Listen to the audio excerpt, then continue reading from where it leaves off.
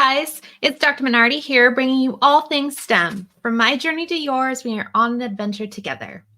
Today, we have a wonderful guest who has recently launched her career in STEM. So please welcome to the stage, Celena. Hey, Celena, how's it going? Hi, it's good. Thanks for having me on. I'm excited to be here. Yeah, of course. No, we're excited to learn a little bit about you and what you're currently up to. So, Celena Michaud is an electrical engineer at Avalanche Energy, a nuclear fusion startup developing a compact fusion device capable of providing clean, renewable energy for use in distributed and remote systems such as underwater vehicles and satellites. Her work includes designing experimental hardware, instrumentation, and data acquisition systems to support fusion research and experiments. While studying computer systems, engineering at the University of Georgia, Celena discovered her fascination with the intersection between low-level systems hardware and software. She completed an undergraduate cooperative education program at Gulfstream Aerospace, where she gained experience in real-time flight simulation and experimental flight test instrumentation. Driven by her commitment to sustainability, she later joined Avalanche Energy, drawn to the company's innovative approach to fusion technology and renewable energy. When the work day-to-day is done, Celena enjoys participating in endurance sports, including triathlons and half marathons, motivated mostly by her enjoyment of making pasta from scratch. Okay, those carbs are winners. She is also dedicated to making STEM careers more accessible to underrepresented groups. We love that. And she advocates for greater awareness of the opportunities available with STEM degrees and encourages open conversations around building confidence among women in engineering. I love that as well. So, Celena, it's just fabulous to have you on the show. And, the first question that I usually ask our guests is, tell us a little bit beyond the bio around, what drives Celena, and we'll go from there. Yeah, okay, thanks. So I think the biggest motivator for me right now and what's on my brain a lot of the time really is sustainability. And this, of course, just like growing up in the time that we're all here on this planet, we're talking a lot about sustainability. But when it came to also being early in my career and even thinking about what I wanted to do, a lot of people would say things to me like, love what you do and you never work a day in your life and those kinds of things. So my choices towards working at Avalanche specifically were not just motivated in terms of doing the kind of technical work that I like to do, but really finding a job that speaks to my values. And I think I thank my lucky stars like all the time that I have this job where I can work on something that does speak to my personal values. It's really exciting. In terms of other influences, just getting me up to this point, I had a really, really awesome teacher in elementary school who was very passionate about aerospace. And she actually was really interested in the teachers in space program. She was on the final levels of becoming an astronaut with NASA and had so much awesome knowledge to share with us. And that kind of piqued my interest in aerospace when I started looking for my first internships in college. So it is interesting how much time can span to influence us to where we get to now. No, that's great. So what was it with her? Was it her approach? Was it her description of aerospace in general? What was it about her that was so captivating? Yeah, that's a great question. I think her approach is a great way to put it. She worked with us as part of a gifted program. So I had her as a teacher in my life for 3 years. And I met with her once a week as part of a smaller class. And during those days in class, we'd start off by talking about character traits, like developing things like attentiveness and responsibility and talking about what that looks like in our lives at school and at home. And then we would also have these really awesome science lessons. Like she actually received an NSF Presidential Award for her ability to teach math and science to young kids. And I think she's so deserving of it because she was teaching us things like how to do the math for dive calculations. So we could have gotten dive certified by the end of our 5th grade year. And we were learning like basic trig to talk about the projectile motion of rockets. And she just had this really great way of taking a concept so complicated and just putting it into terms that younger kiddos can understand and connect with. So I think that style still inspires me too when it comes to thinking about working with other people in my career and the way I'd like to work with, younger people as well. I value that. I was having a conversation on a previous episode with relatability, and relating, essentially the theories, of, whether it's science or whether it's mathematics, actual to applications, and how do you actually relate it as a teacher. And that's a huge draw for students to understand, oh, I'm actually going to be using trigonometry at a later date because I use it on a daily basis in XYZ or fashion. So that was one thing I wanted to comment on. And then the other piece was around character traits. I find that fascinating because there are things in careers, and maybe you can comment on this a little bit, things in careers that are sort of you're inherently gifted towards, in that you do every day in a career, and because you do every day in your real life, or you're outside of your career life, then you are kind of like, it lends itself to that. Yeah. I think in some ways, even now, I sometimes just have a hard time finding the right words to express what I want to say. And so having her as a role model for me at a young age, expressing these more complex topics that are character traits, and more intricate terms within that, things like diligence and resilience. That was a really great starting point for me at that age to have those examples so well articulated in my life. And yeah, to your point, I agree that following those character traits into your early career and the rest of your professional career and embodying them in your personal life too, is a great way to just tie those things together. If you can make use of those like natural skill sets, I think that's a huge benefit. And for me personally, I think that my experience with endurance sports is actually really motivating for me at work. And as I mentioned in my bio, I've done one triathlon and I've ran a few half marathons. The triathlon I actually just finished recently, and I trained for it, while I was working. So there were some days I was coming into the office with goggle marks around my eyes because I just went to the pool that morning. But the experience of sticking to a plan and seeing it through and kind of watching something grow and change, I think is not just an experience that you have when you're training for a race, but also in the workplace, and just taking even some meditative time to reflect on how a project kind of changes course is really insightful, to just staying on top of the course of where it's going. I never really thought about that, but it is, like you hear individuals talk about, oh, it's not a sprint, it's a marathon, or something to that nature. But there's always something that's next in a workplace, but then there's always something after that, right? And so it's interesting to make that relatable. So you talked about your teacher.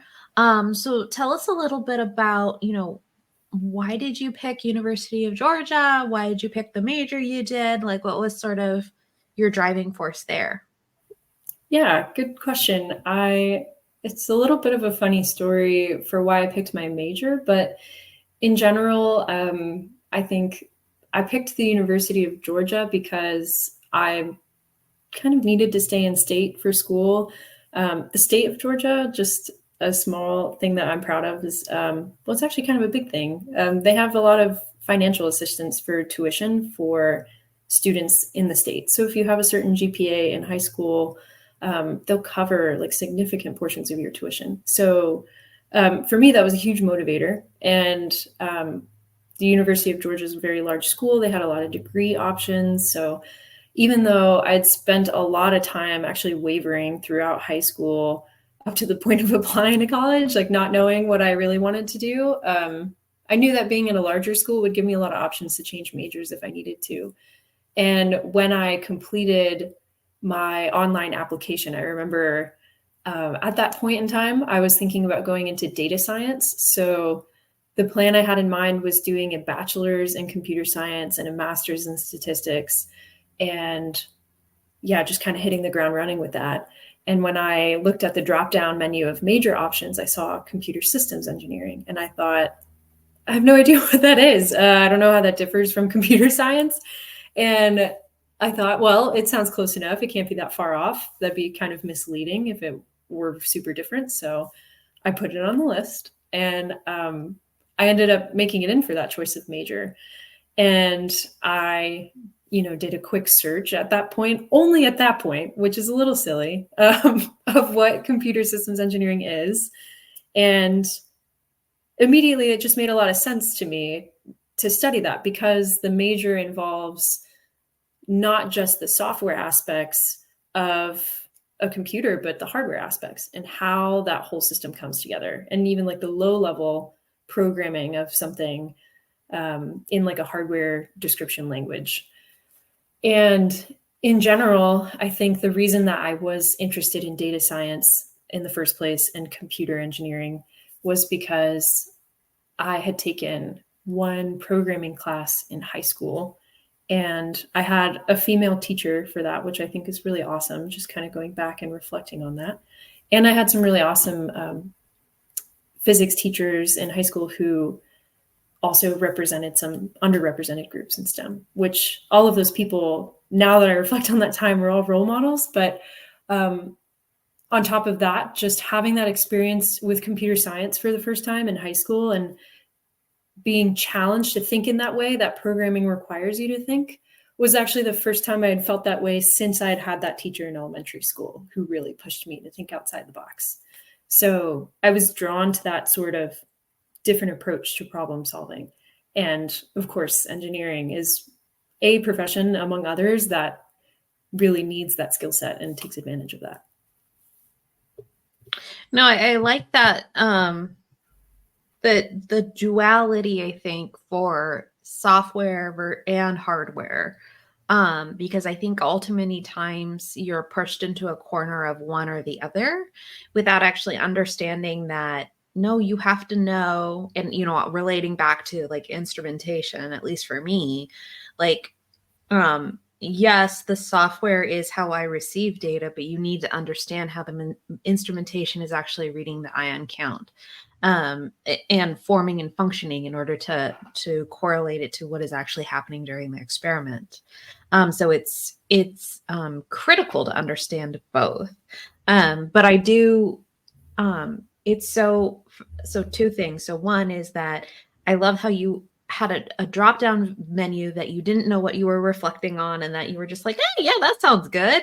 I think that happens all too many times. But it's good that you actually stuck with it. And you ended up getting a degree in it. I think a lot of people just go, oh yeah, that sounds good. Or like pre-med, and then, dip, for lack of a word, dip out in that first semester or whatnot. So that there's that. I think the other piece is people that surround you throughout your seminal years of education have more impact on you than you know. And it's not just from an educational standpoint, but it's also from an optics standpoint. With respect to, being a woman or being underrepresented, that woman that was a that was a programmer, and teacher, like that's awesome. That is really, really awesome, because as I reflect on it, I didn't have a referential point. When I was in high school, I didn't know. I mean, I knew obviously women could be chemists, obvious, but there really wasn't that.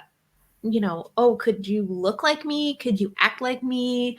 Do you have to have the same interests as me? And I think that's critical for students, to know that it's possible. Um, so I want to talk a little bit about, so you have your formal education of University of Georgia, but then you had the program was like a cooperative. And I want you to talk a little bit about that, and what kind of experiences that lent for you. Yeah, absolutely. So the cooperative education program that I did with Gulfstream Aerospace, I'll go ahead and reference it as a co-op from now on for short. But that was a hugely formative experience for me, and I'm really, really grateful for it. I feel like the best place to start is just to clarify what a co-op is, because I think in different professions it means different things. So a co-op is a contracted series of internships, is the way I usually put it. And the rotations, which is like each little internship section, for this specific company, actually alternate between semesters of full-time student work and then full-time aerospace employee work. So I finished my freshman year before I started the co-op, and then I took some online classes over the summer, and then the fall was my first rotation. And then in the spring, I went back to the University of Georgia and went back to class. And then that summer was my second rotation, and alternating, so on and so forth. There were some hiccups in there because of COVID, but generally speaking, that's the plan. And every time you returned to the company for each rotation, you could work in a different group. And the first group is sort of randomly selected based on your skill set and your major, of course.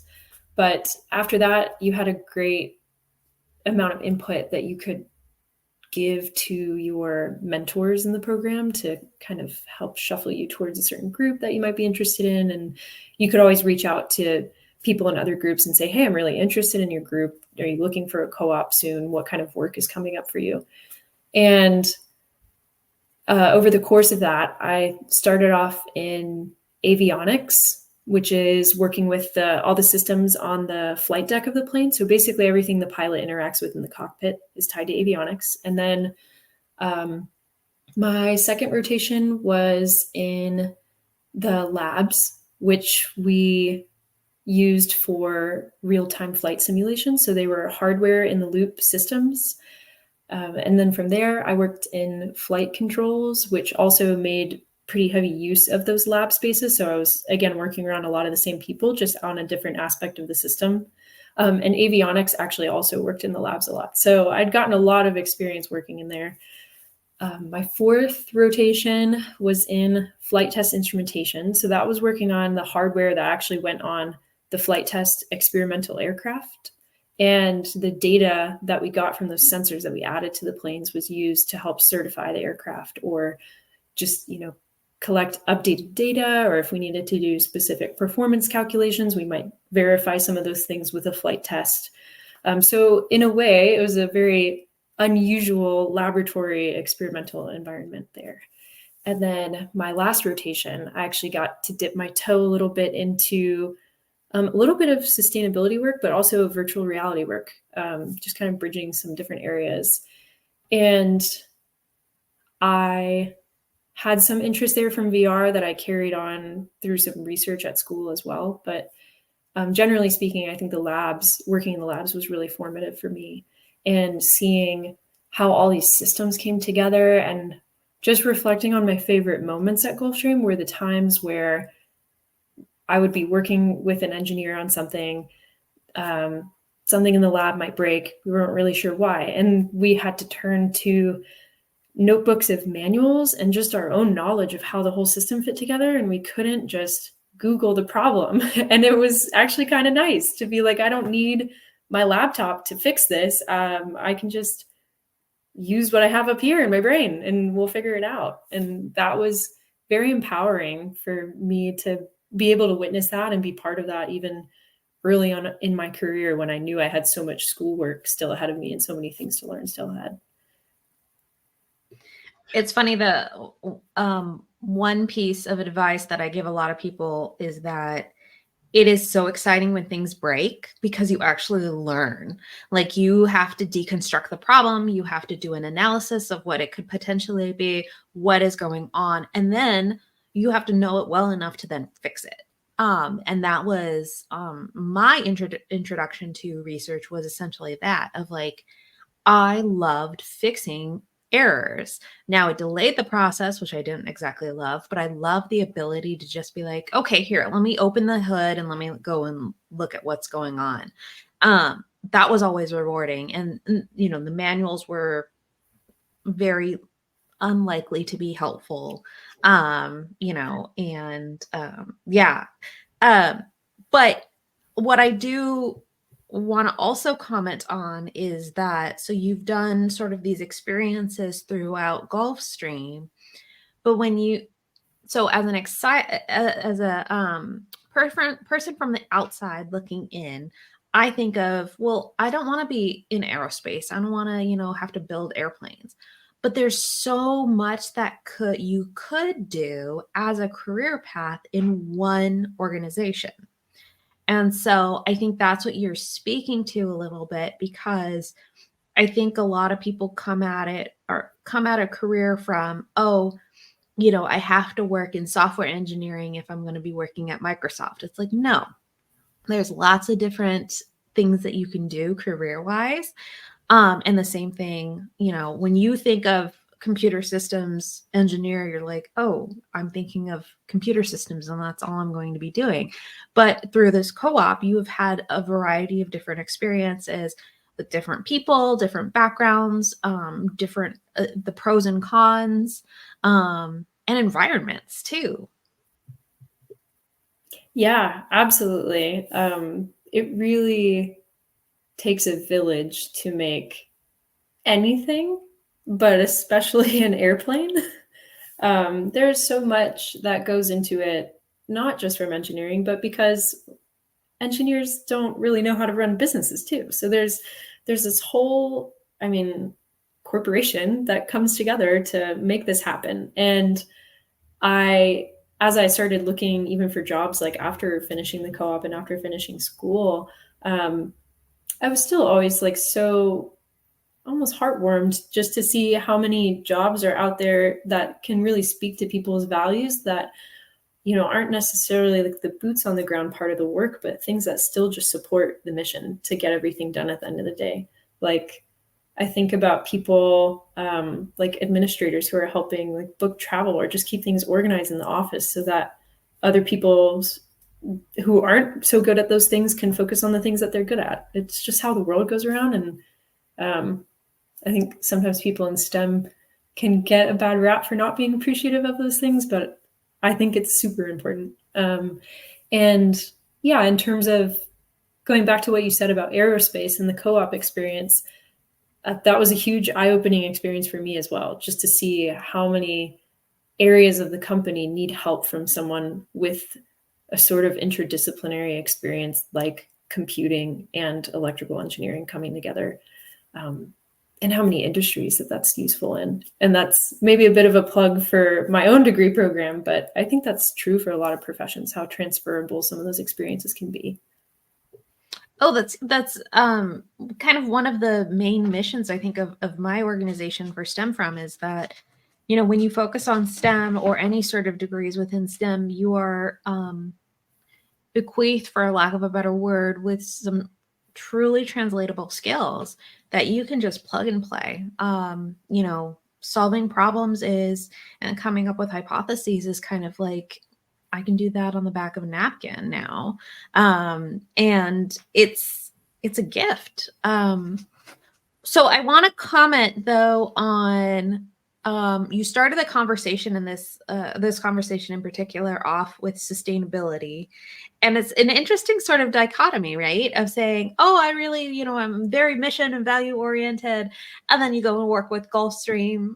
When you think about sustainability, right? And so I want you to just kind of like pontificate on that and why then Avalanche.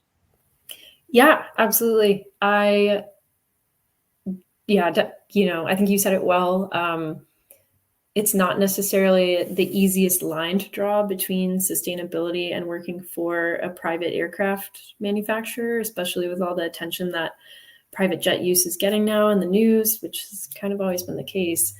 And I will just take a moment to say that there are, teams of people at Gulfstream who do care about sustainability, and I've had the honor of working with them, especially on my last rotation. And I think the work that they are doing is really important to look at carbon emissions and making wise business choices. And I don't think it's completely lost on them that what they're doing has some consequences. But I felt drawn to see the other ways that I could just use my degree and have that strong impact on these issues that I really care about. And so as I started looking for jobs, I found some websites that are essentially like sustainability job search engines. And I did try to go Google them before today so that I could tell you the names of them, but I can't seem to find the one that I remember in my mind. But there are definitely more options out there too, from what I've seen now. So if you're looking for job searches and sustainability is a big, point for you, I would say look at all the options out there. There's a lot of different tools now to find those kinds of jobs.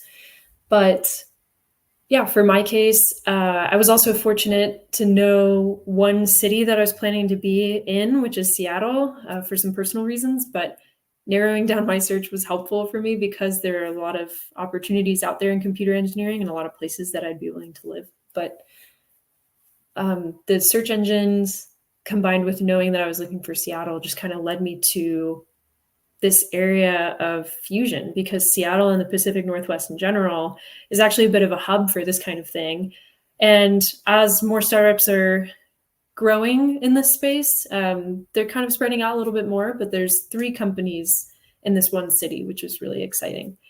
And from there, once I found the job at Avalanche, I was also really drawn to the job posting. It just sounded so encouraging, the way it was worded, very welcoming and inclusive, to say, we just want to talk to you. It doesn't matter the amount of experience you have or don't have. We're looking for someone who knows a thing or two about instrumentation, and wants to work on systems and tough problems. And raise my hand. Of course, I want to do that. So I had a great chat with Brian, our COO. I'd reached out to him on LinkedIn, and it was really kind of him to take some time out of his day to just talk to me about what we're doing without even being an interview yet. And just during that chat, I was pretty sold on how exciting the mission of Avalanche was and is. And also in that conversation with him where he described the technology of what they're working on, it kind of brought me back to physics class, which was one of my favorite classes in high school and in college. And seeing that combination of where the things you learn in school actually apply to the real world was, of course, very gratifying. And I think you spoke to that earlier, mentioned that.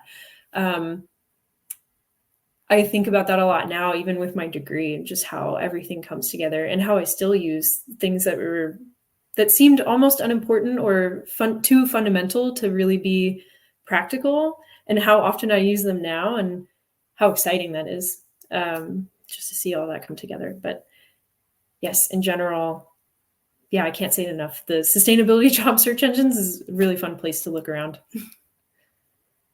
No, that's a great recommendation. So what do you do day to day at Avalanche? Tell us a little bit more. Yeah, I am an electrical engineer, and we call our team the DAC Pack. That's DAQ, data acquisition. We're looking for words that rhyme. We also have ion beams, and they have a really cool name, which is the beam team, and it rhymes perfectly. So we're kind of in competition to get a cool thing going on. But anyways, our team is really fun. The company as a whole is great to work with. And right now, based on the size of our organization, we have 1 or 2 electrical engineers supporting one of our experiments or 1 or 2 of our experiments. And we have several experiments going on right now. So in general, I think we have about 5 or 6 experiments or test cells, I guess might be another appropriate term, referring to just the physical space where we're doing different projects. And each of those test cells has an entire data acquisition system around it that it takes at least one engineer to maintain. And that involves things like adding sensors to the experiment. So working with a physicist or a scientist who knows that there's a certain kind of data that they want to collect, and talking with them about their needs and what ranges they might be looking for, so that we can go out and select the right sensor and say, okay, you're looking to read pressure in this part of the device. What do you expect it to be? How much resolution do you need on that measurement? And then going out and selecting the right sensors.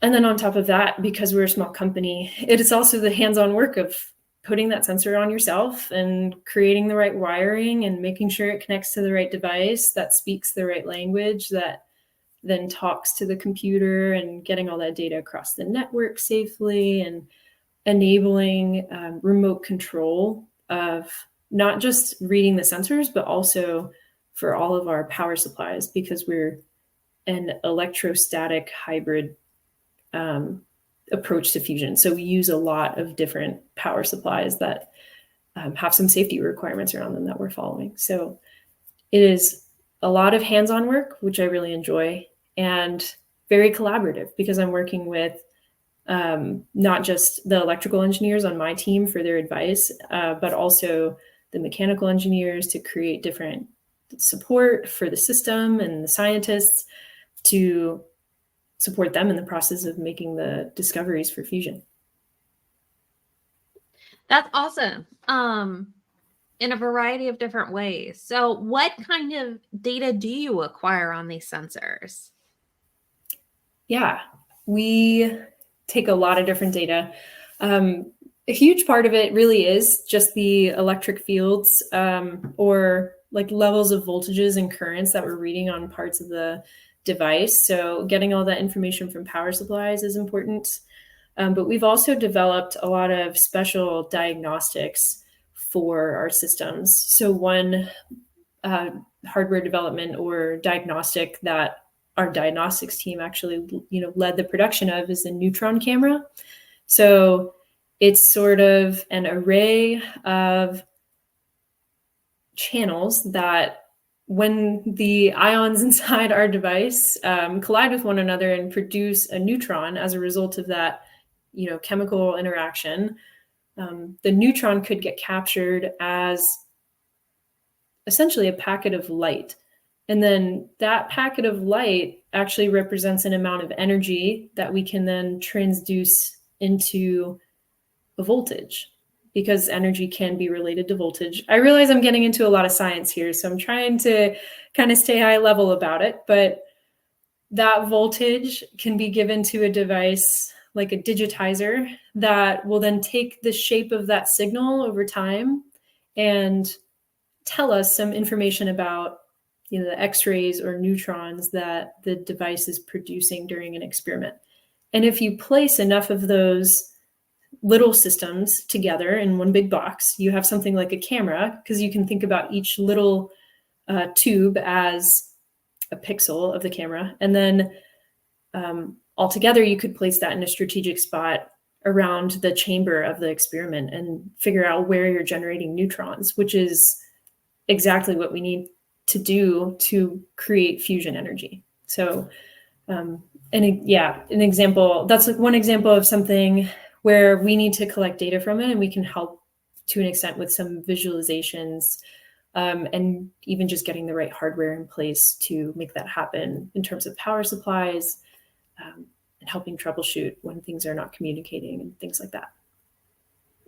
No, that's really cool. And it's fascinating when you think about the diagnostic sphere around sensors, because the analysis of what you're actually getting, you have to back calculate and or backtrack it actually to what you're trying to understand that is happening within your system. I think that is a very physics thing that's very chemistry.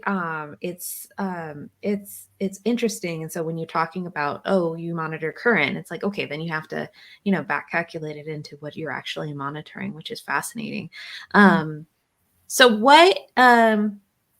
you've talked a lot about what you like. What keeps you up at night, or what do you find as a challenge? Okay. I think the things that, for me personally, the things that kind of feel challenging, kind of keep me up at night, or kind of seem to just simmer in the back of my mind for a bit longer, is especially the software sides of the system, where the implementation that we choose to take as the electrical and data acquisition team is our own approach. We've written a lot of our own software to do the data collection and the things that we're doing. But it leads to a certain experience for the user, which is the scientist who's conducting the experiment. And I think about how, if I had infinite time, how I would make this really lovely interface for them to work with. And I think that in a way just sort of ties back to my experience in virtual reality, where I spent so much time thinking about a user's experience with a product. Yes, so I would say that's a big part of what I spend my free time thinking about when it comes to work and other products, and how we break them and how we can fix them better the next time. So we have also designed our own hardware and our own PCBs for quite a few things. And there's always going to be a sort of almost a business case and a trade-off of, is it worth it to spend a lot of time redesigning this product so that it doesn't break again? Or are we okay breaking it and fixing it? And is that worth it? And you can spend a decent amount of time even just thinking about whether that's worth it, and then all the other options out there of, well, if it's not worth it, how do you re-implement it? And you have to compare whether that's better or not. So yeah, I think maybe it's a little bit predictable, but yeah, thinking about all the things that break and why we're breaking them and how we make them better is most No, I think that's spot on. That's spot on, because I think, it's interesting. User experience, particularly with product, is it's a hard thing to nail, because it's like, okay, well, who are my users, and how do I develop an optimal persona to then, it needs to function in this way, but it also needs to be usable, right? Because that's the whole point of it. So I like that. And it's funny, because I think back when I was actually working on instrumentation, we could deconstruct a mass spec, and we knew when it was homegrown and an engineer built it, because they were like, it was so non-user friendly. So I totally get it. The screws were in places that were impossible to unscrew and screw back in, and it was just like, oh my God, I totally like. So we're wrapping up our time today. But I do want to ask you one last question that, I usually ask all my guests this, but, if you were to harken back 10 years ago, what words of wisdom would you have given Celena back then? I think the biggest thing that I would love for myself to remember is, you can do more than you think.